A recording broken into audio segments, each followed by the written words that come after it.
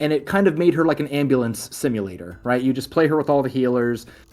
Healers are spamming heals on a tank who then gets more energy to put her shield up more often. It's a bit of a like woof woof woof.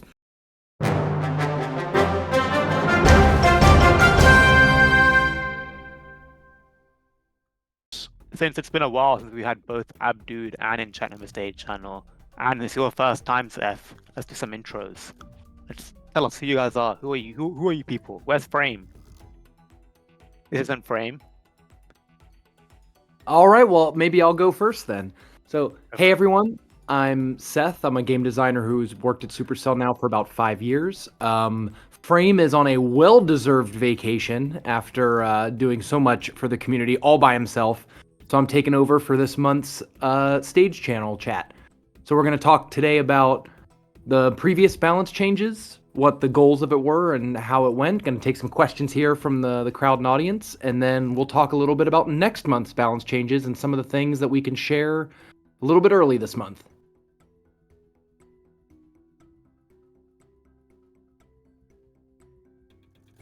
Abdude, Jen, you guys want to go?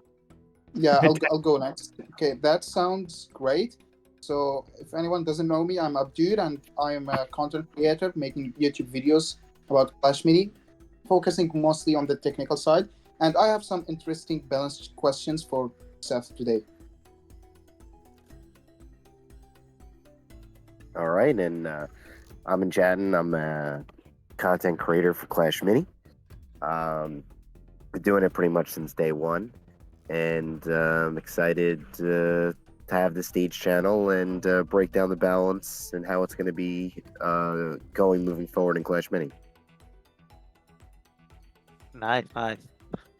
Oh, then should we start? So we'll go about 40 minutes ish with what you guys in your community has, and then we'll go 20 minutes with the audience. I think that sounds fair. So yeah, take it away, guys. All right, so I guess I'll go first here. And this is a question for Seth. Seth, Skeleton King has been pretty weak for a while now since no movement. He kind of feels very awkward with his kit. Any plans to fix him?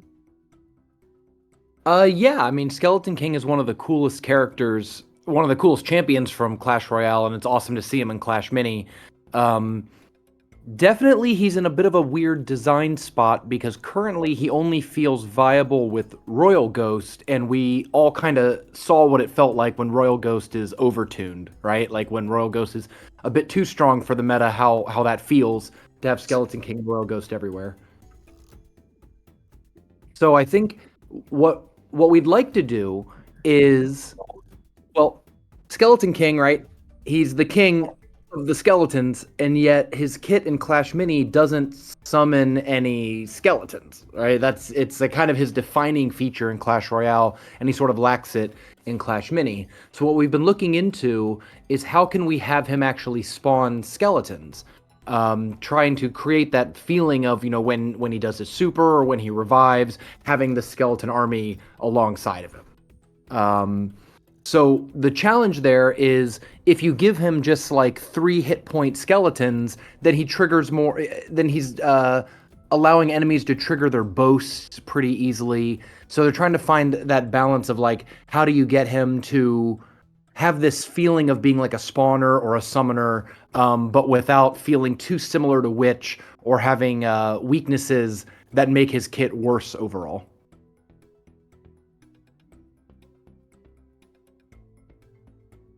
All right, that sounds pretty cool. What part of his kit do you find awkward? So I kind of find the awkwardness of the Skeleton King kind of comes from the isolation damage, when other minis can just pile up on him and then he can't really, get down his dissipation, which is kind of his strongest, thing about his kit, is dissipating down opposing minis, as well as doing a large chunk of damage to him, because if he's not able to isolate anything, kind of becomes almost lackluster. Sure. I got the stats in front of me right here, so hopefully when we talk about this, I can pull up the actual up-to-date game stats that might help illustrate why we make some of these changes. So, Skeleton King, in the last 2 weeks, looking at games at 2,000 trophies or higher, so that just so I don't have to keep pulling different groups of stats, all the stats we talk about today will be at 2,000 trophies and higher over the last 2 weeks. Skeleton King is the third least played hero. Only Wavemaster and Natureborn have been played less, and Skeleton King has a 42% win rate. That's really low, like lower than we would like on both of those metrics, right? You want your characters to have at least a 45% win rate, and when it's the third least played hero, when it's such a cool character, we know that there's some gap there that we can try to fill. So we're hoping to buff Skeleton King. I agree the isolation damage is a little awkward, but thematically we're trying to keep isolation damage as a thematic buff that's found on spooky characters. So we're going to try to keep it there for now. But if other buffs don't work, or if we're having a hard time with his kit feeling awkward later, we could change the isolation damage, but that's not going to change next month. I do have something about the isolation damage. Have you ever considered having the dissipate a little bit weaker when the target is not isolated, and it gets stronger when it's isolated, instead of like being binary with 0 dissipate on no isolation and 100% the power of the dissipate with isolation? I think that's a great idea. Like, one of the challenges with Clash Mini that I've been trying to address with like the text overhauls is the clarity of game abilities. You know, when you look at a character, you should be able to understand how it works and be able to sort of envision like the situations where it's good or bad. I like that idea of scaling dissipate. I think we could look into that, but I always try to keep in mind, like, how would this read in the text box? How would a new player look at this card and be able to digest it? Especially because, you know, in the next update, we're going to be adding a lot more minis, and so not all the existing minis, but a lot of the existing minis are going to be part of the new player experience. And so I think most of the pre-existing minis in the game might need to be simpler or more clear or easier to understand, because they're going to be the things that players see, you know, early on. All right. And speaking of, I think you just touched upon text simplicity, and you're trying to make wording in the game much easier to understand. Does this also mean anything will change based on that? Yeah.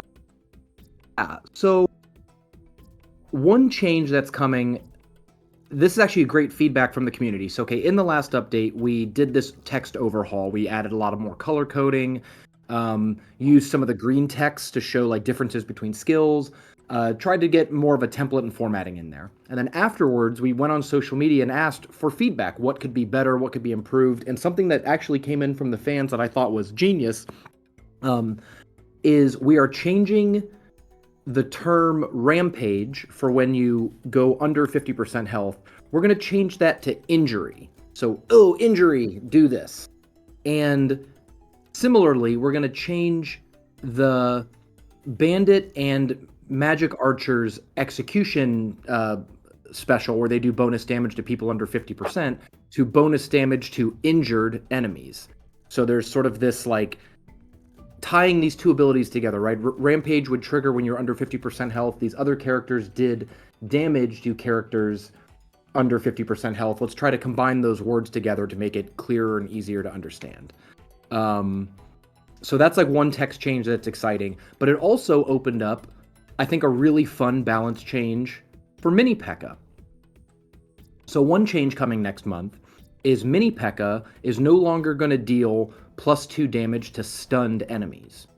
That's kind of an awkward upgrade for Mini P.E.K.K.A. because stuns are trying to be less common. We're not trying to have as many stuns in the game, and stuns don't last quite so long, right? They're 2 seconds long, something like that. It's a bit hard for a slow attacking character to get those attacks in.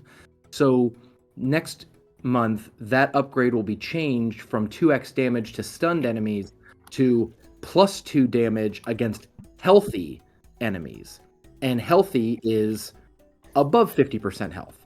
So this is something where the text changes not only help streamline existing abilities, in the game, but also introduced kind of new keywords, new abilities that are really easy for players to understand because healthy above 50%, injured under 50%, boom. I can easily remember that. And we can use that and apply it across a lot of different characters in the future. So with that being said, with the 2x damage changing to +2 damage, I know a lot of minis and heroes in the game currently are 2x damage. Are there any plans to potentially maybe change any of those? Okay, yes, but let's talk about why first. Okay. So I think when I'm looking at the balance right now, I'm looking at all the characters on the little balance dashboards that we have here at Supercell, and I only see one massive outlier, one card that is played dramatically more than all the rest, with a significantly higher win rate than all the rest. What do you think that character is? Barbarian King. It has to be Barbarian King. Yeah. You got to guess in chat. You're going to go with Barbarian King. See, the chat's saying Prince. We got a few people saying Prince, Archer. No, wait. Is that hero or mini? Just any figure, any character. Oh, any figure. Miner, BK, Archer, BK. A lot of guesses here in chat. Monk, Archer, Look at P.E.K.K.A. the Prince. The only outlier that I can really see on the overpowered side, there's a few characters that definitely need buffs, but on the overpowered side, the only character that is like singularly a huge outlier is the Barbarian King. Ooh. The Barbarian King is played more than twice as often as the next hero above 2,000 trophies over the last 2 weeks, right? Like keeping that in mind. It is, I'm looking at, about 455,000 battles with Barbarian King, and there's under 210 with Royal Champion, the second place character. So the giant, giant disparity. And to point out that the heroes, let's say heroes number 2 through 5, right? The next 5 most played heroes are all about 49%, 51%, 52, 50% win rate, all right around the middle. Barbarian King is played more than twice as often and holds over a 56% win rate. It's like 56 point something, kind of depending on what you're looking at. That's wild. That's insane. Wild. So something is fundamentally wrong with Barbarian King and his kit. I really like the last stand ability. I think that adding in Unstoppable to his last stand is really fun. Like it's a heroic moment. It feels cool. It makes you really, you recognize it, right? It's a very clear on the board thing happening. So we're deciding not to change that. We're going to keep that 3 seconds at Unstoppable. But his super, the 2x attack damage to all allies on the field is maybe fundamentally broken, right? I think that ability on a tough melee attacker, as opposed to a support character or something like that, is causing a lot of constraints on design space. It makes it hard to create characters with high attack damage because you're always having to consider like, oh, well, yeah, and Barbarian King's going to double it. It's made cards like P.E.K.K.A. like kind of difficult to balance. P.E.K.K.A. on her own isn't really that strong, but when P.E.K.K.A.'s dealing 48 damage or whatever, you know what I mean? Like dealing just like huge amounts of damage per swing, it becomes really hard to balance her when there's always this like perpetual 2x attack damage buff. So we are changing Barbarian King next month from doubling the attack damage to +2 attack damage. Now, for Barbarian King's main play style, which is spreading out a lot of 2 low-cost minis, 2-cost minis, things like that, it actually is pretty similar, right? +2 damage on an Archer is doubling Archer's damage.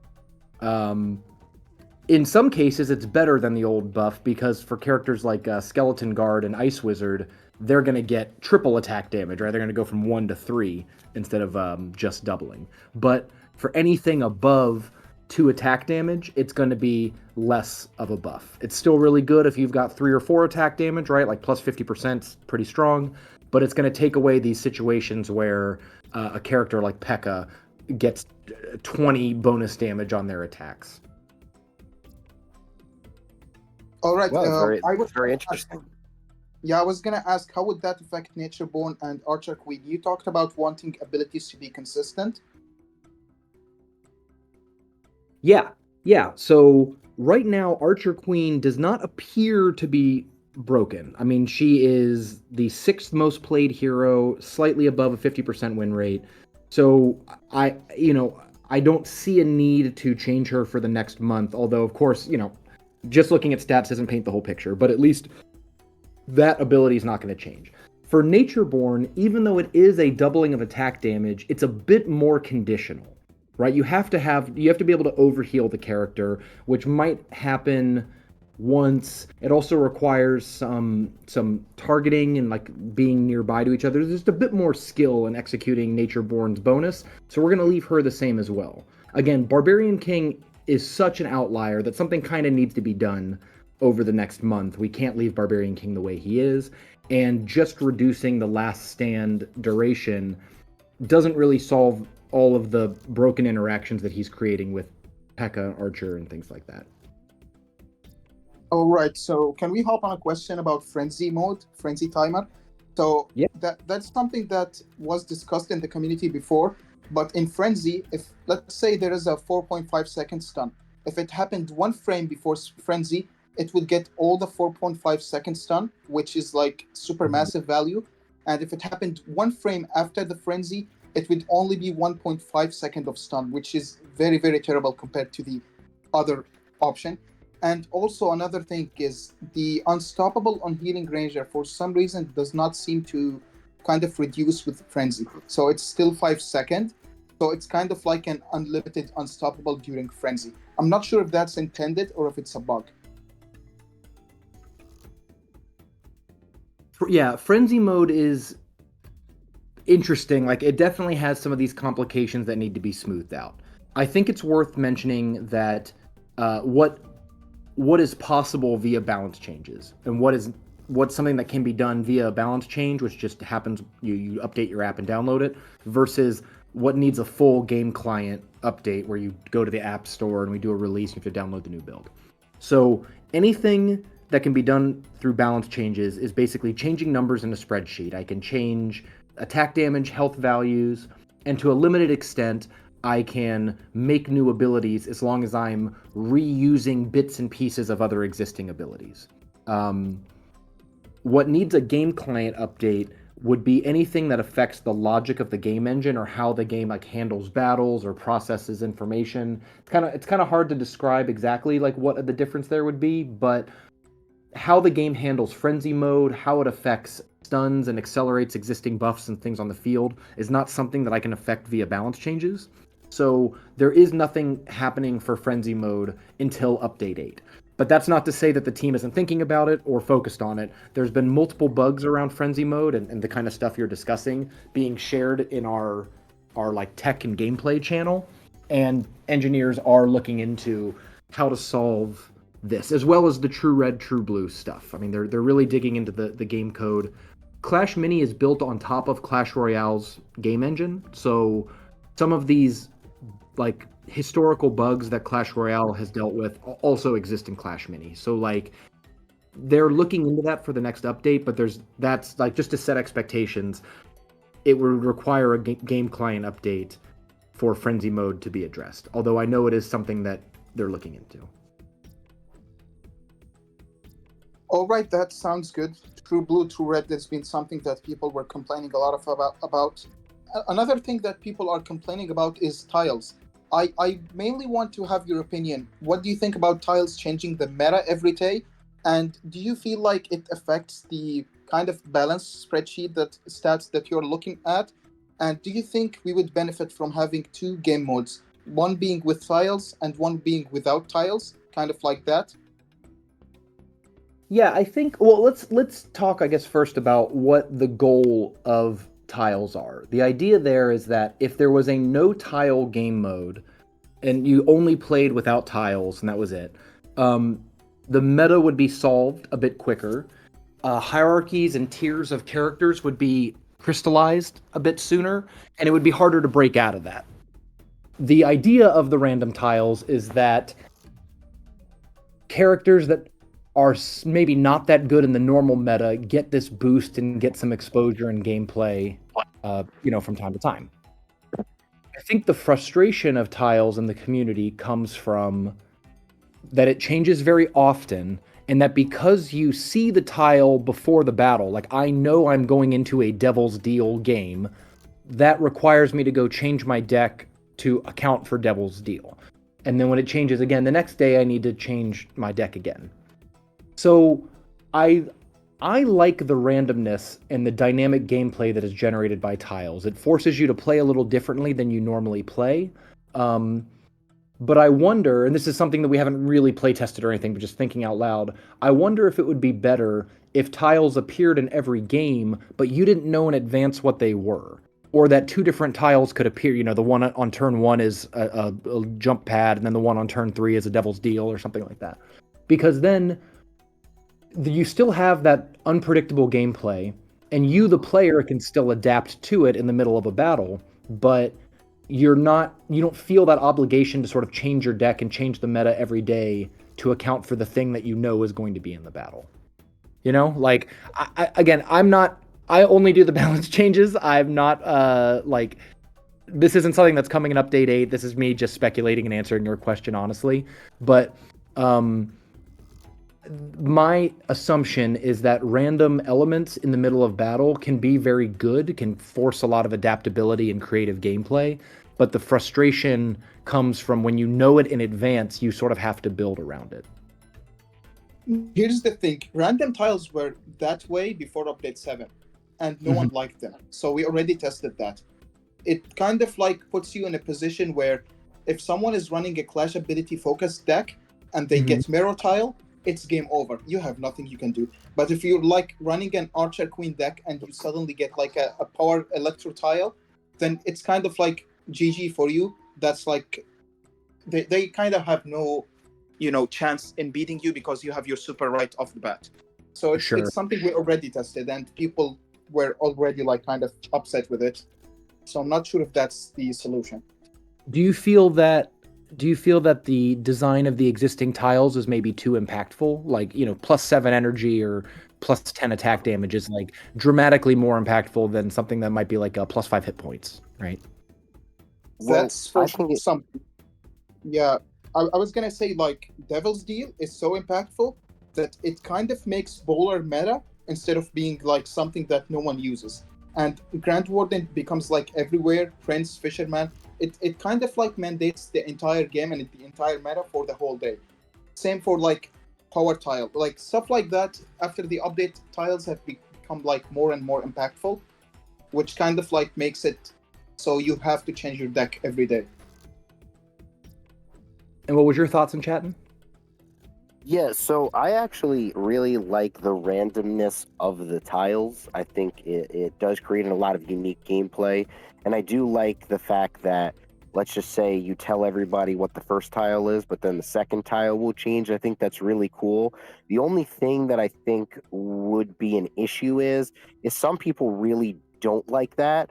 So if they don't have an option to play without that functionality, that will definitely upset a lot of the community. I feel like it's more of a, I feel like most of the community would rather be all right, this is what I'm going to get. I know this is what's going to happen, and I like it like this. But I definitely think that there could be, hopefully maybe in the future, more game modes where, we already see we have 2, Rumble and Duel, potentially even maybe more, where, everything is kind of separated. And I think also that could be built in a way where it's not that every game has a bonus tile. I mean, I think even in the current build, you don't always get a tile.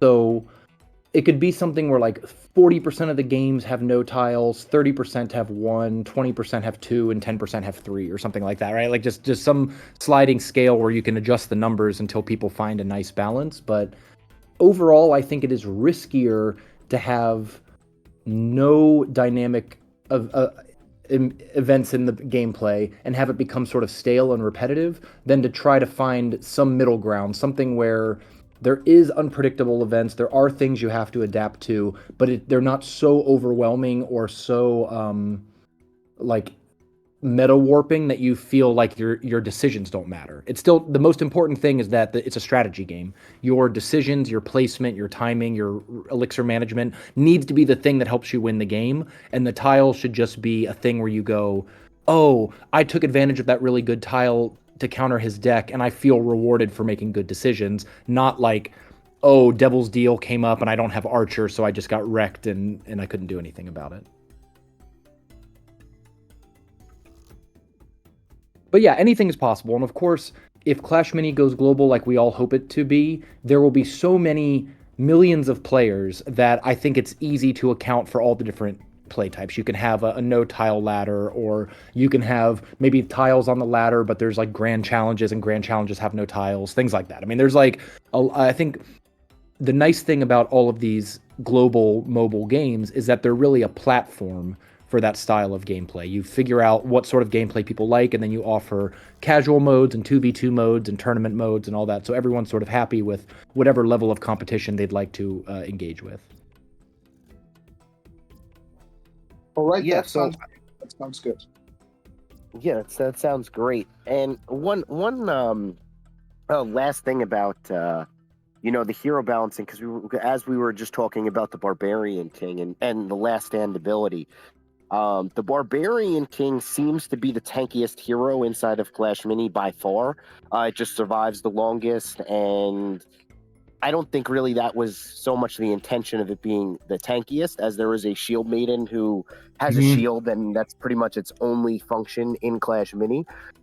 Is there any thing that's going to happen with the Shield Maiden to make it on par with the Barbarian King as far as tankiness is concerned? Yeah, so we posted on Twitter. I posted on my Twitter feed maybe a week or so ago, asking for ideas for a Shield Maiden rework. Shield Maiden is a character that has a few awkward bits of her kit since the change to no movement. She has this clash ability that halves the attack of people in front of her, which is great if you can kind of constantly move and readjust, and it's kind of weak if you are locked into your position from round one and people just don't place stuff in front of her. She also had this, this is more of a design philosophy thing, but when she reduces damage by 100% and gets fully immune, that's kind of clunky and awkward and lacks counterplay. Like, there's nothing you can really do to break her out of that mode. And there were times where she just became like completely unkillable, and that didn't feel like fun or something that you as like a player could really interact with. And as you mentioned, you're right. Like, she doesn't have shields. Like her name is Shield Maiden, and she doesn't generate shields or anything. So we're gonna make a few changes to her kit, trying to give her a bit more damage and trying to make her a bit more of sort of a focused tank. So the first change is to her shield ability, her super. So instead of reflecting 100% of damage, she's going to reflect 50% of damage, which means that she takes 50%, she reflects the other 50%. She's no longer damage immune, but she is still very tanky.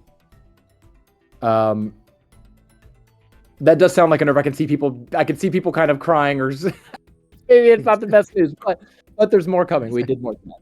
So her second ability had a lot of keywords and wasn't super clear. We wanted to make it more of a damage contribution ability. So this is she has this 3x4 template in front of her, right? The tile in front of her, the tiles, the left and right in front of her, and then 4 tiles back, all the way to the back of the map. So this is about 60% of the enemy board.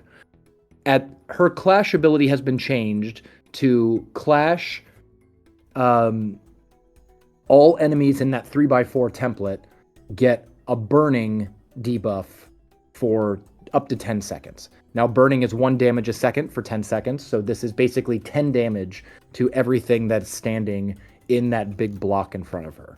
However, because it's damage over time, it can be healed. It maybe isn't relevant if it gets on a backline troop, that kind of thing. But she's going to apply this burning debuff to everything at the start of the battle. This gives her this. part of the reason why we wanted to do this as damage as opposed to more tankiness is that having the attack of stuff just creates more of this like gameplay where nothing happens, where like she's not taking damage and then getting healed and not really dealing damage back. So we would much rather have characters be able to do a decent amount of offense as well. And this is, I think, going to make Shield Maiden. I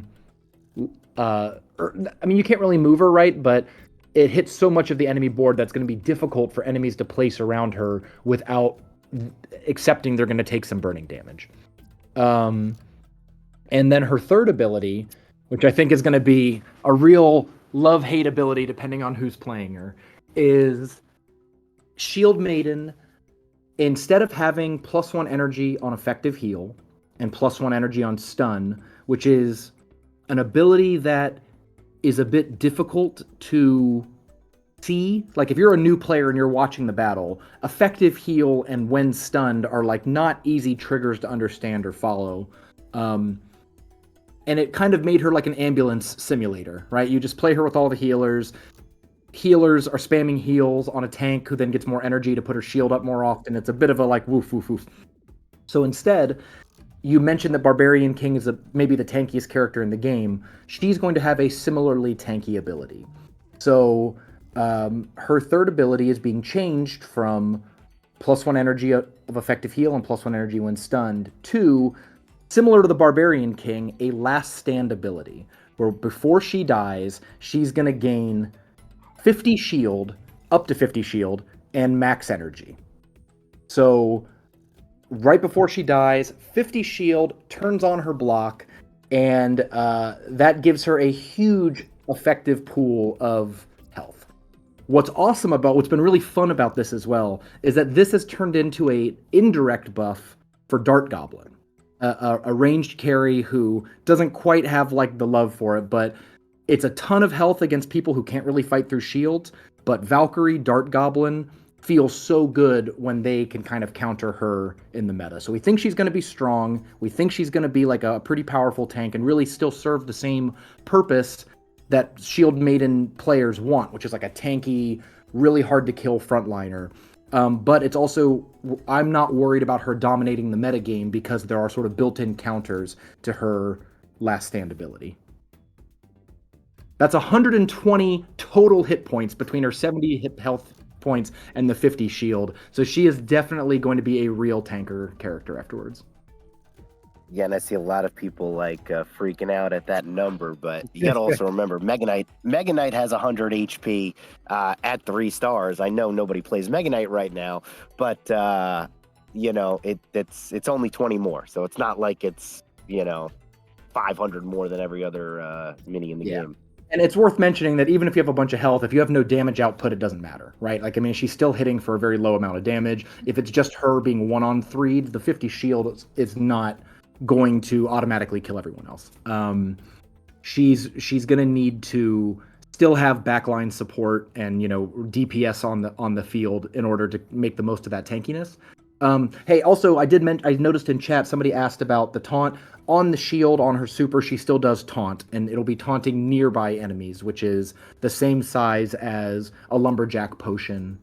Yeah, it's like that 2 tiles out in each direction with the little diagonals. So, yeah, so I think she still taunts. She's still going to be recognizable as the Shield Maiden, but we hope that getting this massive 50 shield right before death is going to help her live up to her name and create these heroic moments that we want. I mean, your heroes should feel heroic. They should have these moments where you're like, oh my god, that is so cool, that is so broken. We want everything to feel pretty broken, and in that like mixture of heroic moments, you know, it all balances out in the end. So it's cool that Barbarian King has this last stand ability, and it's cool now that Shield Maiden has this giant 50 shield. It's really going to make new players like pop their eyes out and go like, whoa! And that's the sort of thing that makes you fall in love with a new game. All right, since we have like 6 minutes left, I have like one last topic that's a little bit controversial, but I want to bring because people are talking about it every now and then. So Prince and Fisherman. We all know like Prince and Fisherman are really strong as clash abilities that they dictate the entire meta and like the entire way people play. So for example, Prince makes the front line, the first line of the game, completely unusable for your tank because you need to keep a spot empty in front of it to be able to like counter a prince. And we all have seen how Fisherman, once he got that one tile nerf, everyone started playing Lumberjack, Royal Ghost, Miners on the last row. So like the mere existence of Fisherman kind of like killed every single clash ability that's like not offensive, similar to like Bowler, Spear Goblin, Lumberjack, Miner, stuff like that. So they're kind of like killing the variety in gameplay. So any kind of like ideas on how to tackle that problem? Yeah, I mean, so there's a few issues at play here, and I'll admit I don't have all the answers. We're not 100% sure on like what the perfect solution here is, but one way to look at it is that Prince is the only character that does this fundamental ability that many decks want, right? So perhaps the solution is that that you would want multiple characters that either charge or displace or pull people around, so that it's not just always Prince, but some decks could run a weaker 2 elixir version, or like Fisherman or Prince kind of being a nice like A or B.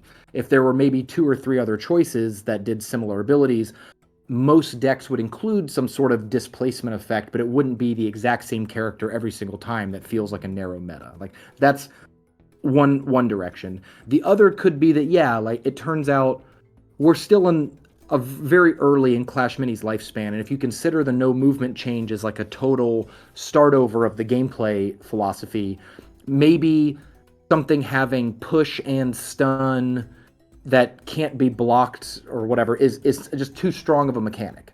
Maybe it needs to be that Prince can stun but doesn't do the pushback, and the pushback is something that you need a separate character for, or something like that.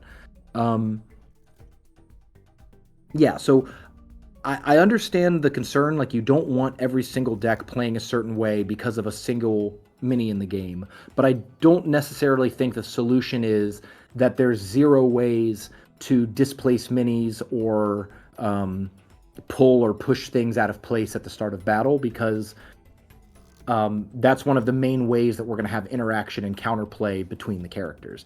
So like you mentioned, as soon as Fisherman went down, everyone started playing Lumberjack and everything on the back row. So if there was no Prince, no ways to displace, then I think you would just see a lot of, I guess what I would call combo decks, or decks that are trying to put some broken interaction together on their side of the field, and you have no way to reach across the board and do something about that. So yeah, I don't have all the answers right now. I think there's a mix of things we can do through balance changes until Update 8, and then of course the release of Update 8 may have some solutions to this as well. But yeah, like we are keeping an eye on Prince. Prince is 100% on the watch list. If it continues to be like super strong and meta warping, we can do something about it. But at least right now, Prince is the 7th most played mini. I'm sorry, 8th most played mini, and has a 54% win rate. So, a little on the high side of win rate, but not played quite so often as it might sound.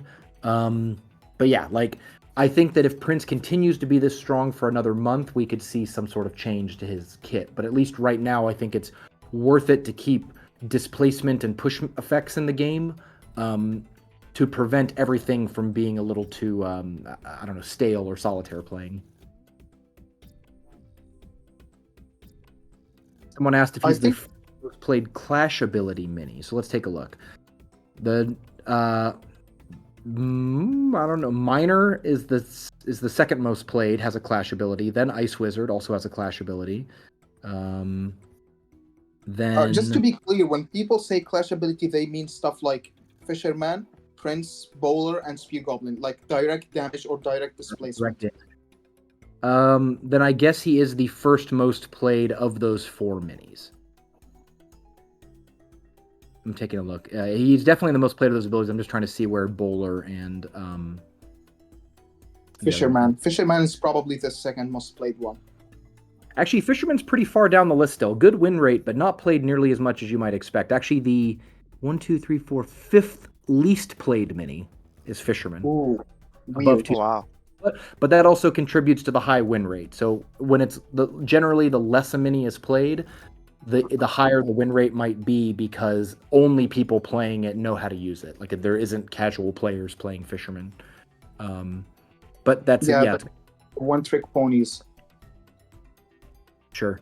I'm trying to look for Spear Goblin somewhere around here. But anyways, yeah, I think it's fair to say that Prince is the most played and most impactful of those like Clash attack minis. But again, like maybe the solution is that Spear Goblin and Bowler need to be better. We can nerf Prince as well. Like maybe you meet in the middle somewhere, right? But we just did nerf Prince last month by taking away the stun locking from Pony. And so, we're willing to keep making nerfs if that's what's needed. But at least this month, it doesn't seem like Prince is a massive outlier. But if it continues to warp the meta for another month, yeah, like I have no moral qualms with nerfing Prince and trying to figure out what's wrong with the kit. All right, sounds good. It's 9:40. Do we want to open it up to the audience? Probably, yeah. All right, then I'll go ahead and do that. So we can select by Abdude in chat, and then myself as we pick. People asking, keep the questions balance related, because update 8 is for Frame, and Frame is not here. So yeah, you can now raise your hands if you have any questions. Abdude, do you want to go first? Yeah, all right. Let's pick Fire Dragon.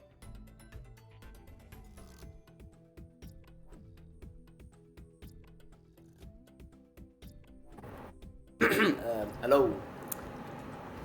Hey, Fire Dragon. Hello. I'm sorry for the bad quality. Yeah. I was going to ask about the offensive Clash abilities, but Abdul Artil asked my question. My other question is, what does the team think about the one-trick heroes like Wave Master and Monk, who just have one mechanic that they rely on, and without it they're nothing?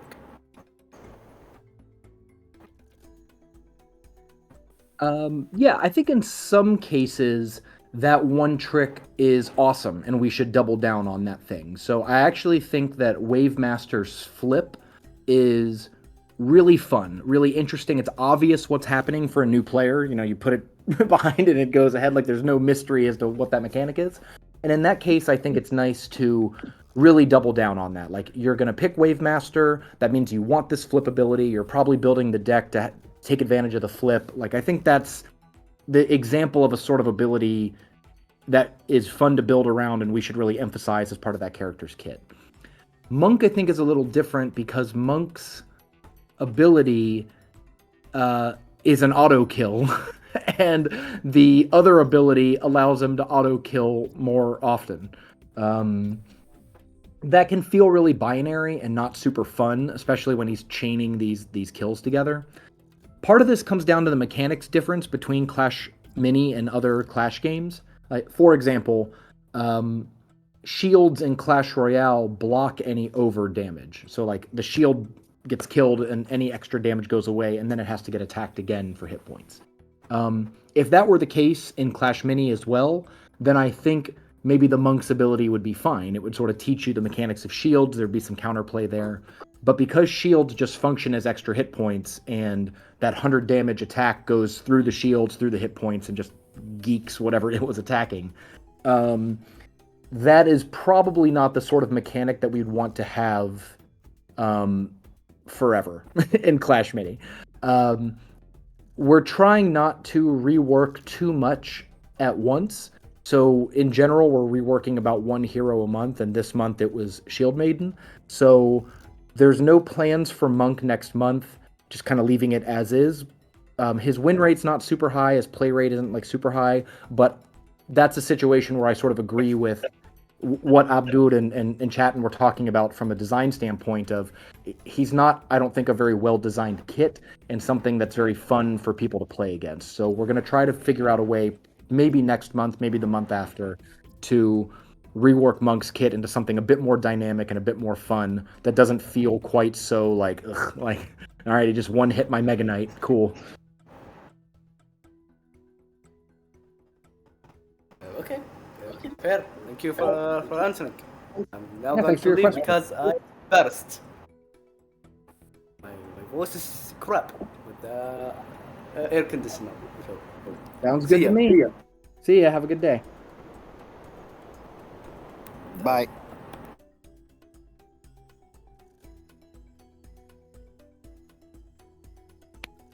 I guess we can get Flacco in next.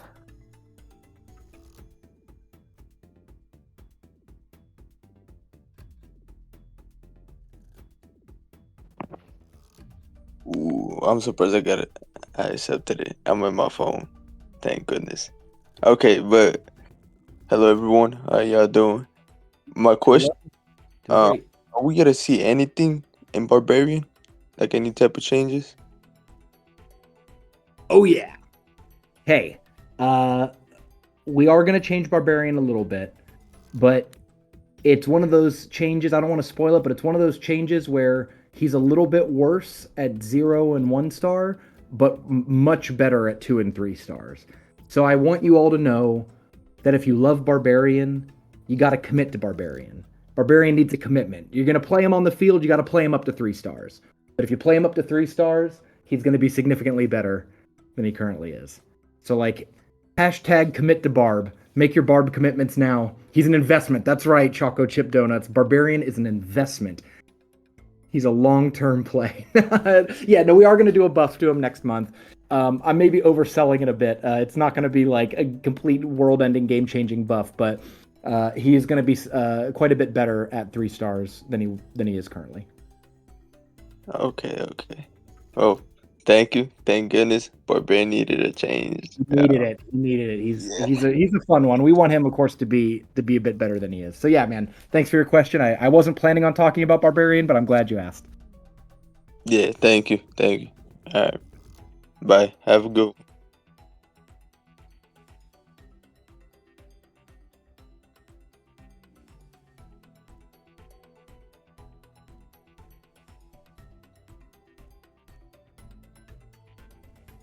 Hello.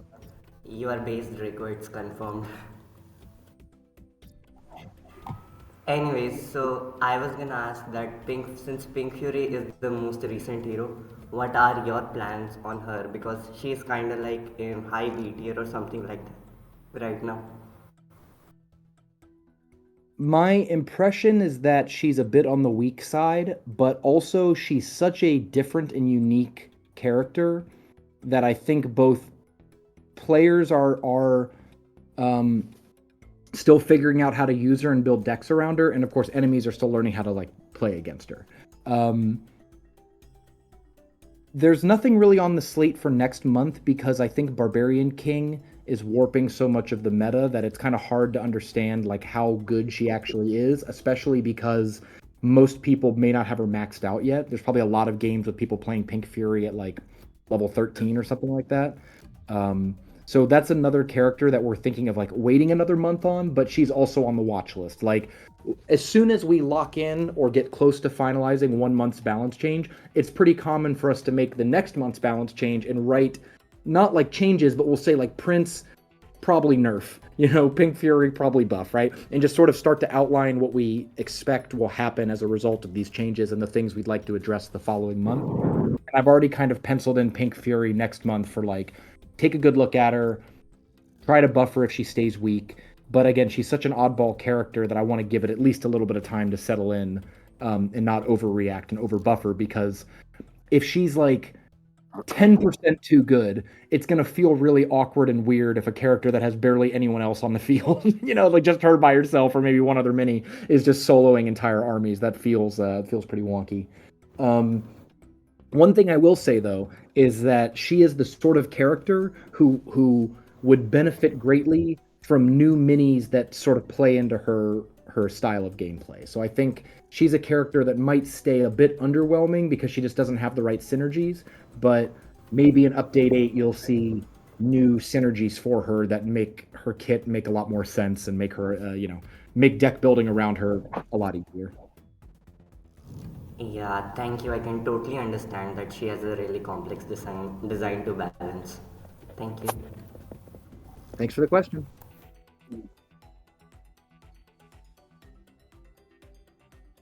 Let's go with Z Shield Maiden. I have to compensate for beating him in the tournament. Oh, that's how we're gonna start. Okay. Hi everyone. My question was more towards Seth.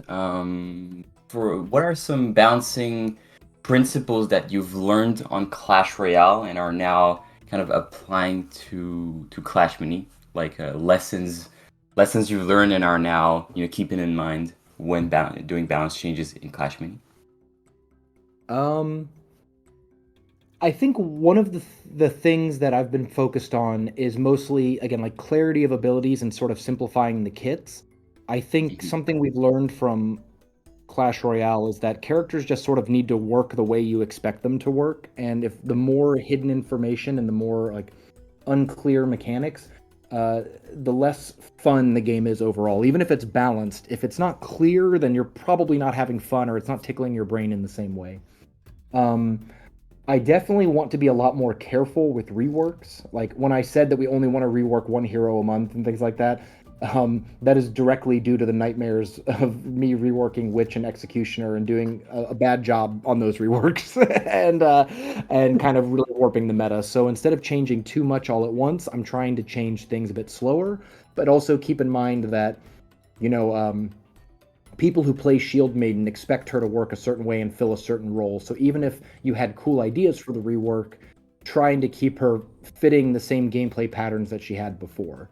Something that I think went really wrong with some of the remakes in Clash Royale was the character no longer operated the way you expected it to. It didn't fill the same role in your deck as you had wanted it to before. And that feels like we, the game developers, borrowed your deck from you, broke it, and then gave it back to you and asked why you were upset, you know? So I think we're going to try to do a much better job on Clash Mini of just, you know, making sure cards still fill the same role that you'd expect them to, while trying to make them more clear, more easy to understand, and like I mentioned earlier, more heroic, more like kind of clearly, obviously, whoa, that's a cool ability, and less stuff that's sort of hidden in the background or happening off camera. All right. Thank you. And a quick last question: should we expect clan wars?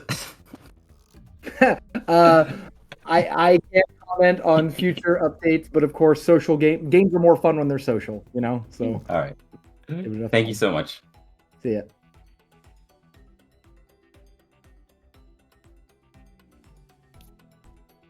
Let's go with RTR 2000.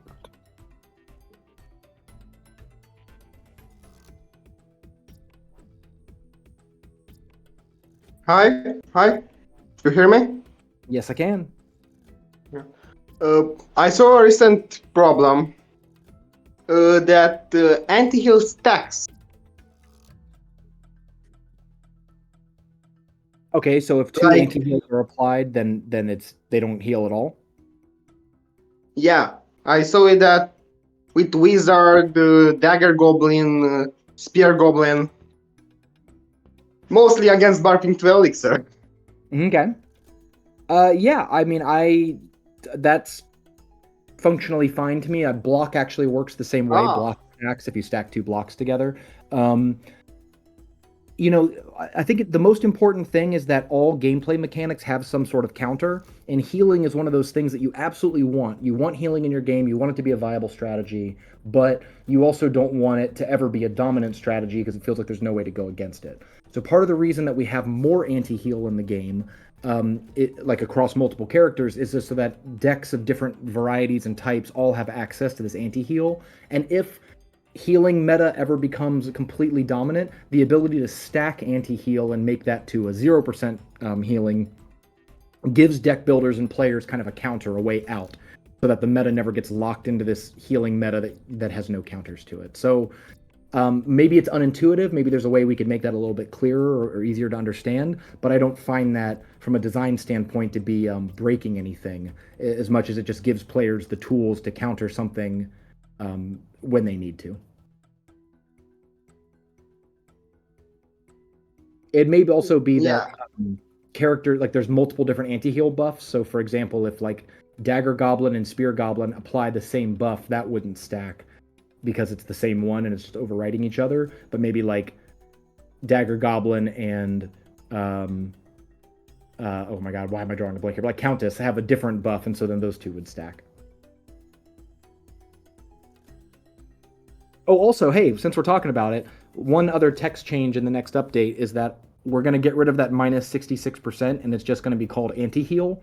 So attacks deal anti-heal, just the words anti-heal, and anti-heal will always be a negative 66%, which means that Countess is getting her 100% heal reduction changed to a negative 66% heal reduction. So it'll all be anti-heal across all the different characters. Hey, I know Countess players are having a nightmare in chat. I promise you're going to like Countess after the next change, but I don't want to talk about it. That's going to be a surprise for the actual balance change. But that's not the only thing happening to Countess. She's going to be cool. Yeah, I wasn't sure about this if it was intended or not. This was my problem. But if it is intended, it's cool like that. Like that. You know, I'll be honest, in game development, there's not everything is intended, but sometimes you just kind of roll with what happens and it works out okay. So I wouldn't say that, like, if you asked me gun to my head 2 weeks ago, if that's how it was supposed to work, I'm not sure if that's how it was supposed to work. I can ask the other, the actual development team, but from a balancing standpoint, I don't think it's a huge problem for it to be there.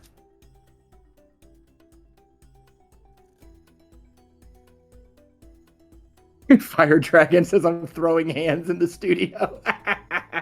That's a good thing his question got done first, and now he's off. Now he's off camera.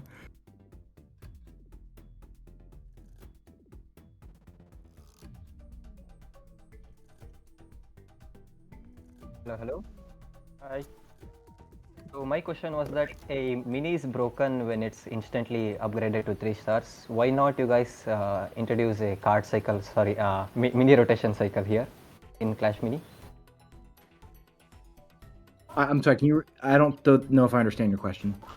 Why isn't there a mini rotation cycle? Like a mini is broken when it's instantly upgraded to 3 stars, right? So isn't it good to have a rotation cycle of minis? Like Clash Royale has? But we already do. Oh, okay. Am I So not it's audible? not a randomized marketplace where I can get to 3 stars on round 1 or 2, but it would be almost like a deck of cards that goes in order, and like Clash Royale that goes to the back. Well, there's only 5 cards in your deck, and with a 3-card hand and a 5-card deck, I'm not sure how different that would be. Oh, I guess. Well, yeah. I guess if you got rid of rerolls, and I would have to play them in order without rerolls, then maybe that could work. Again, that is something that an update would do, not a balance change. That's kind of like the fundamental game logic. But I'm sure the team has talked about something like that. I can have Frame or Donghung talk about that on next month's stage channel chat. But that's not something that I can handle over balance changes. But I get like what you're getting at. Personally, just as like my personal feelings on this is that I like the volatility and randomness that an unpredictable order is. So like if it was all perfectly ordered, or if I could just pick what to upgrade at any time with no randomness, then all the games are going to start playing out the same, right? Like I'm always going to put my tank at the same round in the same spot and all that. So I think that you do want a little bit of randomness and volatility in which minis are available to you, but I'm not sure that the system we have right now with the marketplace and the rerolls is perfect either. Yeah, sure, thanks. It's the question, yeah.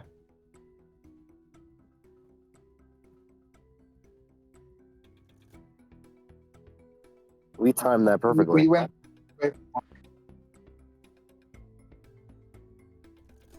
I said we went through everyone for the first time. Oh. Well, hey, this has been a ton of fun. This has been really exciting to get to talk to the community and hear some of their inputs and questions. And hopefully you guys have gotten some really fun spoilers. The next balance changes are going to be in like mid-October. So let's say October like 11th, 10th or 11th or so. The reason why is because there is a week-long holiday in Shanghai where the Clash Mini team is located. So it's going to push everything back 1 week farther than normal. I know that's a bit of a disappointment because people would love their balance changes right away on October, October 1st or whatever. But I just wanted to set expectations that these balance changes, the ones I've shared, many of them are coming. No promises, of course. We can always change things last minute. There's We're constantly doing balance testing and bug testing, and so if something comes up, we may need to make changes to some of the things I've shared today, but I'm sharing at least the intention of what we're hoping to do, and the final balance notes will be posted maybe closer to mid-October. So yeah. Sorry about that, but that's that's life.